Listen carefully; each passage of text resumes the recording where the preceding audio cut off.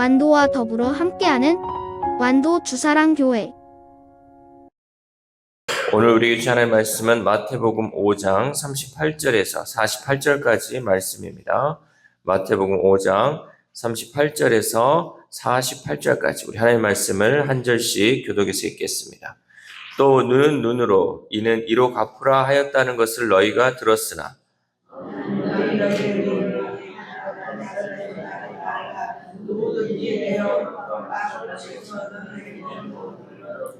또 너를 고발하여 속옷을 가지고자 하는 자에게 겉옷까지도 가지게 하며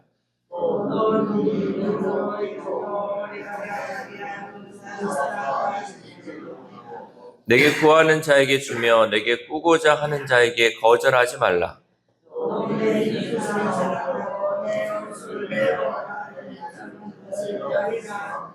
나는 너희에게 이르노니 너희 원수를 사랑하며 너희를 박해하는 자를 위하여 기도하라.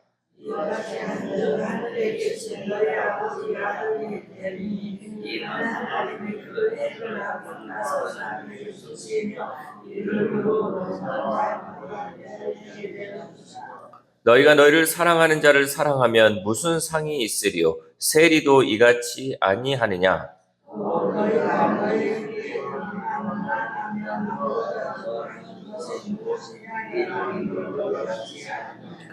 같이 읽겠습니다. 그러므로 하늘에 계신 너희 아버지의 온전하심과 같이 너희도 온전하라. 아멘. 할렐루야. 오늘도 하나님 주시는 말씀을 통하여 오늘 하루 하나님의 은혜로 살아가는 귀한 하루 되시기를 소망합니다. 오늘 본문에서 예수님은 제자들에게 완전한 사랑이 무엇인지에 대해 말씀하고 있습니다. 원수까지 사랑으로 품는 사랑은 예수님이 십자가에서 보여주신 그 사랑이죠. 그래서 예수님은 친히 몸소 그 사랑을 보여주셨기 때문에 우리에게도 그 사랑을 보여줘야 한다라고 말씀하고 있죠. 예수님의 사랑은 감정이 아니라 결단이며 세상을 이기는 능력인 줄 믿습니다. 여러분, 우리는 늘 사랑을 감정적으로 합니다. 감정적으로. 그래서 이 사람을 사랑할 때도 있고 안 사랑할 때도 있죠. 왜? 감정이 그때그때 바뀌기 때문에. 그러나 예수님은 이 감정이 아니라 사랑을 할 때는 결단해야 된다는 거죠. 저 원수까지도 내가 사랑할 수 있는 그 결단이 우리 가운데 있어야 한다는 거죠. 그러한 결단적인 사랑이 결국은 세상을 이기는 능력이 된다라는 거죠. 그렇다면 예수님이 보여주신 그 사랑의 본질은 무엇일까? 먼저 예수님의 사랑은 보복의 본능을 넘어 용서로 품는 사랑입니다. 우리 38절에서 39절 말씀 시작. 또 눈은 눈으로 이는 이로 갚으라 하였다는 것을 너희가 들었으나 나는 너희에게 이르노니 악한 자를 대적하지 말라. 누구든지 내 오른편 뺨을 치거든 왼편도 돌려대며. 아멘. 예수님은 눈에는 눈, 이에는 이. 예전에는 이런 율법이 있었죠. 그래서 너가 보복을 할 때 있어서는 딱 거기까지만 해라. 그러니까 눈을 상한 자는 똑같이 눈. 왜냐하면 여러분, 어떤 사람이 나의 눈을 상하게 했어요. 그럼 이 보복의 심리가 올라오다 보면 결국 그 사람을 죽이기까지 하는 그런 보복이 일어났어요. 그래서 그 보복을 제한을 하는 게 눈에는 눈, 이에는 이. 이런 이제 보복, 여기까지는 허용된다라고 했지만 예수님은 그것이 아니라 그것을 하지 말고 악한 자를 대적하지 말라라고 하는 거죠. 그래서 복수의 고리를 끊어내는 능동적 용서를 하라라고 예수님은 말씀하십니다. 또 여기 보면요, 예시로서 내 오른편 뺨을 치거든 왼편도 돌려대라라는 이 말은요, 여러분 우리가 그냥 잘 생각해 보세요. 여러분 옆 사람을 볼 수 있다면 옆 사람을 보고요. 내 오른편 뺨을 맞으려면요, 상대가 어떤 손으로 쳐야 될까요? 내 이쪽을 치려고 한다. 그러면 상대는 어떤 손으로 나를 여기를 쳐야 될까? 오른쪽 뺨을. 왼손으로 치는 거예요. 왼손으로 친다는 건 예전에 왼손은 부정의 의미예요. 왼손으로 친다는 건요, 이 사람을 아주 깔보는 거예요. 그러니까 우리가 오른손으로 치면요, 상대의 왼쪽 뺨이 맞는 거예요. 그러니까 그냥 칠 때는 이게 맞는 건데 왼손으로 쳤다? 이거는 이 사람을 모욕하는 거죠. 또 반대로 내가 오른손으로 이 사람의 오른쪽 뺨을 친다. 그러면 이게 아니고 이거예요. 손등으로 치는 거예요. 손등으로 친다는 것 자체도 이 사람을 모욕하는 행위죠. 그러니까 결국은 그냥 뭐 사람을 때리는 것을 예수님이 의미한 게 아니라 상대가 나를 치욕적이고 모욕적이게 몰아간다 할지라도 그것까지도 용서하고 또 오히려 왼편 팜도 내주라라고 예수님은 말씀하고 있는 것이죠. 그리고 속옷을 가지려 하는 자에게는 겉옷까지 주라라는 말씀은 법적 권리의 한계를 넘는 관용을 말씀하고 있습니다. 결국 예수님은 제자들에게 무엇을 얘기하냐? 우리 제자들에게 하는 말은요, 결국은 주는 자의 삶을 요구하는 거예요. 그러니까 내게 비굴함을 주고 또 내게 가지고 있는 것까지 가져가는 이 모든 거에 있어서 결국은 다 주라는 거죠. 우리가 그러잖아요. 뭔가를 상대에게 줬을 때 기분도 좋고 또 상대에게 이것을 베풀었을 때 마음이 좋잖아요. 근데 이거를 뭔가 물건뿐만 아니라 이 모든 행위에 대한 것도 결국은 제자들은 주는 삶을 줘야 한다라는 것을 예수님은 말씀하고 있습니다. 이 시대에 어떻습니까? 눈에는 눈, 이것은요, 폭력이 아니라 말의 복수이고 감정의 보복이고 관계의 단절 등으로 나타나고 있습니다. 이 같은 세상에서 믿음을 지키며 선을 행하는 삶을 산다는 것은 어리석어 보이죠. 아니, 이 사람이 나에게 이렇게 해코지를 했으면 내가 그만큼 하는 게 맞지? 라고 하는 게 오늘날 시대지. 아니, 이 사람이 나에게 이렇게 해를 했는데 그것을 용서하라고? 이거는 어떻게 보면 어리석어 보이는 행동이라는 거죠. 그러나 여러분, 복음으로 사는 성도는 예수 그리스도의 십자가에서 이미 모든 빚을 탕감되었고 세상이 줄 수 없는 평안을 얻었습니다. 그러니까 우리는 이미 예수님으로부터 모든 빚을 다 탕감받았잖아요. 그러니까 우리가 용서할 수 있는 거예요. 그 사실을 아는 사람만 그것을 용서할 수 있다는 거죠. 그러한 우리에게 예수님은 더 주는 사랑을 배우라라고 말씀하신 거죠. 우리는 이제는 받았기 때문에 이제는 더 줄 수 있는 그 사랑이 있어야 한다라는 거죠.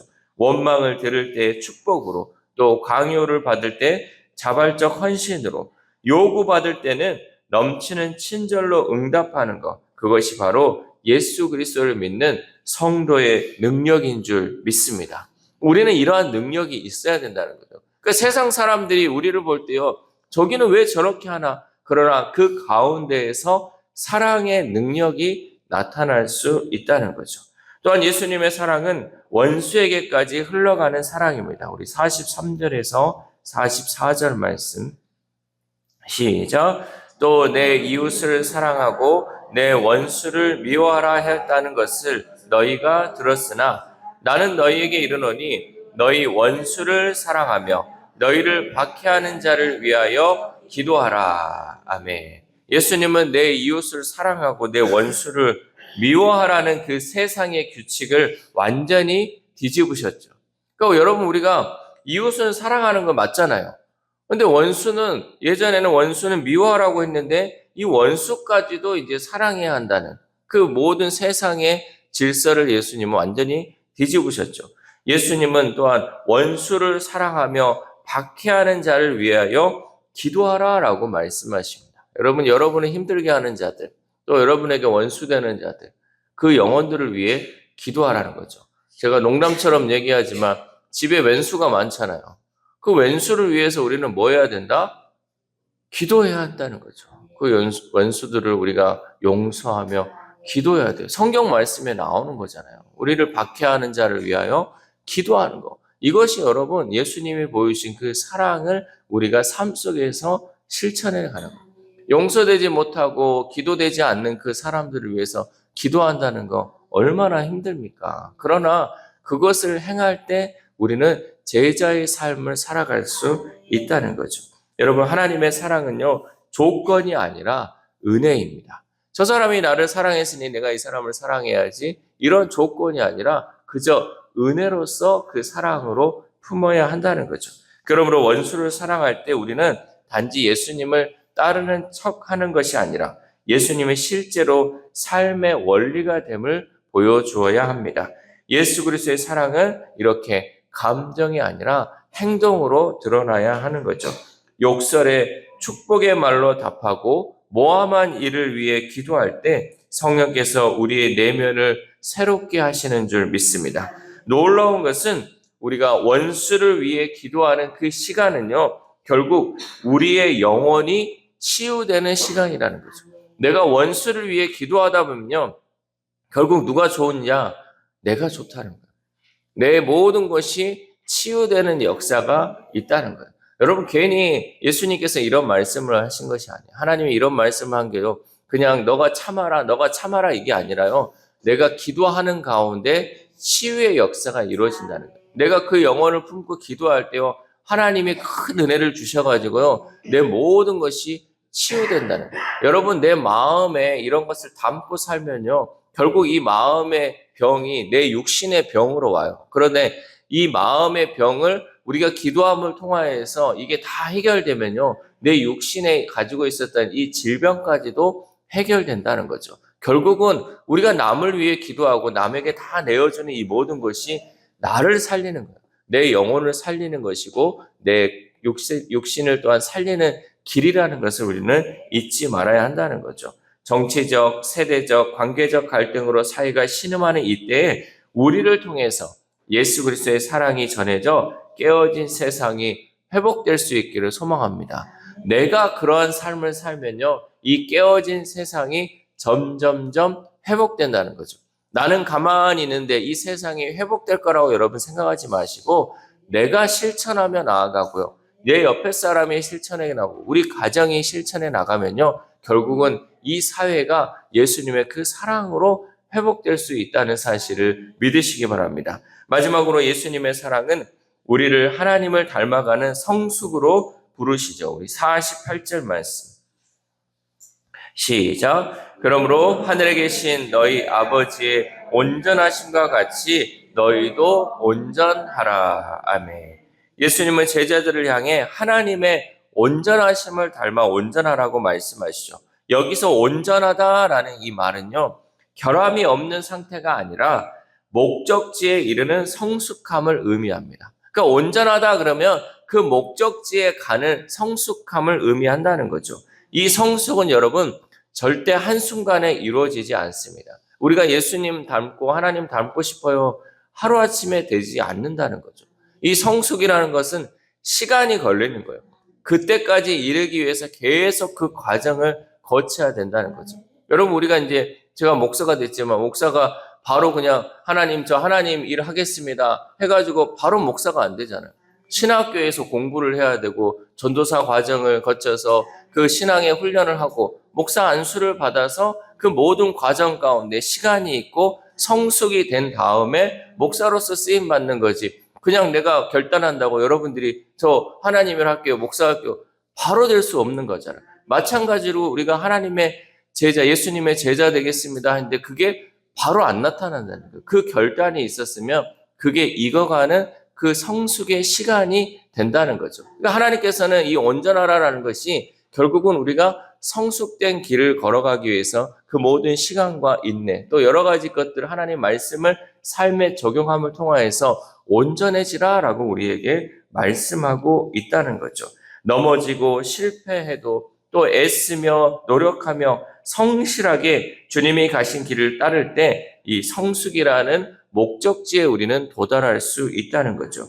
여러분, 이 말씀은 당시 제자들에게 해당되는 것이 아니라 오늘날 살아가는 우리에게도 해당되는 말씀입니다. 예수님은 우리가 아직 죄인 되었을 때에 십자가의 죽으심으로 우리를 향한 하나님의 사랑을 확증하셨습니다. 그렇게 우리는 하나님의 성품을 닮아가야 하는 것이죠.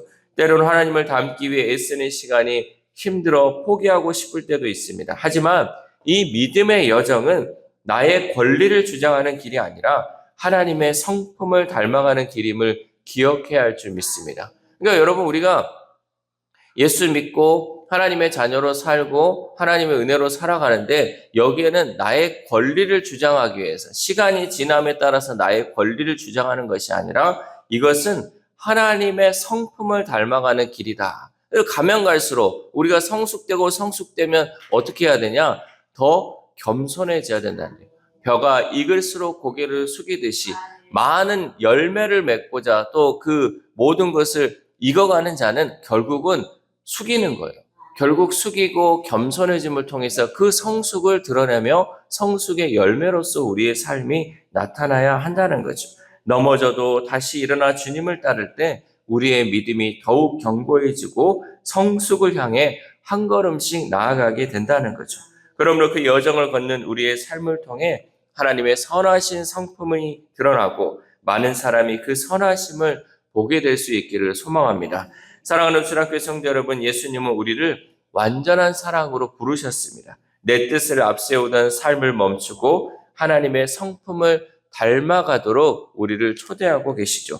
십자가의 사랑은 죄인을 의롭다 하시고 원수를 이웃으로 화해시키며 상처를 은혜의 자리로 바꾸십니다. 이제 그 사랑이 우리를 믿음의 길로 인도하십니다. 그러므로 우리는 일상의 선택 속에서 예수 그리스도의 사랑을 실천하는 제자가 되어 세상 속에서 하나님의 선하심을 전하는 삶을 살 수 있기를 소망합니다. 이 새벽 우리가 함께 기도할 때 하나님, 우리를 완전하신 사랑으로 불러주심에 감사를 드립니다.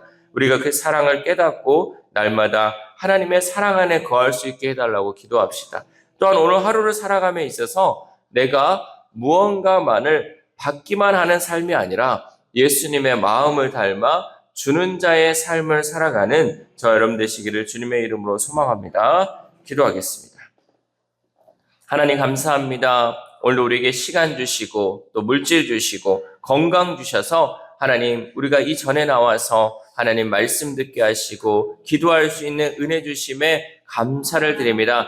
이미 받은 것이 많음에도 불구하고 날마다 부어주시는 그 은혜 또한 감사를 드립니다. 특별히 하나님 말씀을 통하여서 날마다 우리가 하나님 완전함에 이르는 그 성숙의 길을 걸어갈 수 있도록 인도하여 주심에도 감사를 드립니다. 하나님 우리가 시간이 갈수록 정말 성숙한 열매로서의 삶을 살게 하시고 시간이 갈수록 하나님 우리가 가벼운 자들 되지 않게 하시고 시간이 갈수록 내 권리를 요구하는 자 되지 않게 하심을 통하여서 날마다 말씀을 통해 성숙되어지는 우리 주사랑 공동체 될 수 있도록 도와주시옵소서. 그래 우리의 삶이 하나님 이제는 받는 것에 만족하는 삶이 아니라 주는 자의 삶을 통하여서 날마다 부어주신 그 은혜를 또한 많은 사람들에게 주는 자의 그 삶을 감당하는 우리 주사랑 교회 될 수 있도록 도와주시옵소서. 특별히 아픈 환우들을 위해서도 기도합니다. 하나님 그 영혼들 이 시간도 하나님 붙들어 주시고 회복시키고 치유해 주심을 통하여서 온전하고 깨끗하게 치료되는 역사가 이루어질 수 있도록 도와주시옵소서. 또한 우리의 다음 세대 우리의 자녀들이 있습니다. 하나님 우리의 자녀들 남을 밟고 또 남이 나에게 해야 한 것들을 그대로 받는 그 복수의 길을 걸어가는 것이 아니라 예수님의 말씀처럼 용서하고 관용함을 통하여서 이 세상 가운데 사랑의 능력을 행하는 우리의 다음 세대, 우리의 자녀들 될 수 있도록 도와주시옵소서. 또한 오늘 하루를 살아갑니다. 하나님 오늘 하루의 삶 속에서도 하나님 주어진 이 모든 것을 하나님께 영광 올려드리는 삶을 통하여서 나만을 위해 살아가지 않게 하시고 하나님 주신 이 땅 가운데 우리가 베풀며 주면서 온전히 하나님의 제자로서의 삶을 살아가는 귀한 하루 될 수 있도록 도와주시옵소서. 이 모든 말씀 우리를 구원하여 주신 예수 그리스도의 이름으로 기도드립니다. 아멘.